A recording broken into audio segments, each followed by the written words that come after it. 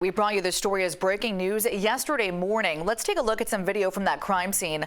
Police tell us they responded to the Sherry Frontenac Hotel on Collins Avenue at 65th Street on Tuesday night. Now at 6:06, the Republican Florida state representative who sponsored the so-called Don't Say Gay bill has been indicted on COVID relief fraud charges. Representative Joe Harding is facing 6 counts after authorities say he illegally obtained $150,000 in pandemic-related small business loans. New details this morning on the recent attack on 2 power stations in North Carolina. CBS News has obtained reports that shows there's growing online chatter from domestic extremist groups celebrating the recent attack. The attack in Moore County has the government concerned about America's grid infrastructure. The biggest worry, though, is copycat attacks in the coming weeks. And right now at 6:12, we continue to follow a developing story. CBS News has learned at least 2 more classified documents were found inside of a storage unit in West Palm Beach used by former President Donald Trump. Yeah, Trump's legal team oversaw the latest search at the direction of a federal judge. Meanwhile, the clock is ticking for Congress to pass 2 massive spending bills, but both of them just hit a roadblock.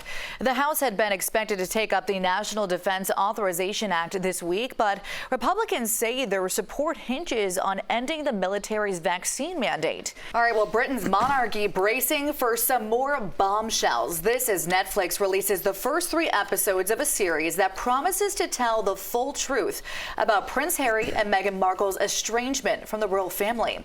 2 trailers released hint at racism and, quote, war against Meghan. The series Harry and Meghan is the couple's latest effort to tell the world why they walked away from rural life and moved to Southern California. Now at 6:33, a mangled mess in southwest Miami-Dade. Take a look at this video right here behind me. Chopper 4 caught this rollover crash, and police say moments before the accident, the 4 people inside of that car stole some mail. Miami-Dade police say the 4 suspects were seen driving before the crash, and they actually crashed into a white car at first. After that accident, the suspects took off, but they didn't make it too far before flying over train tracks and crashing into a fence. Well, the fate of the Broward County superintendent could be decided next week. The Broward County School Board is planning to vote on whether to reinstate Superintendent Vicki Cartwright.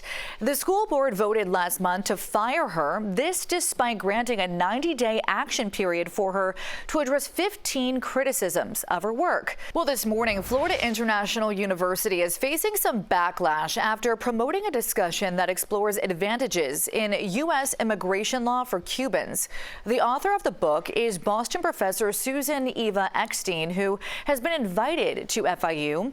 Discussion of her book, Cuban Privilege, The Making of Immigrant Inequality in America, is going to include some other experts addressing repression in Cuba and immigration into the United States. So in a statement to CBS 4, the professor says she looks forward to talking about her book and makes no judgment about whether the policies are appropriate. FIU told us in part that it's their responsibility to uphold freedom of expression and support open discussion of issues, even if they're controversial ones. This discussion will be held tomorrow night at 7 o'clock.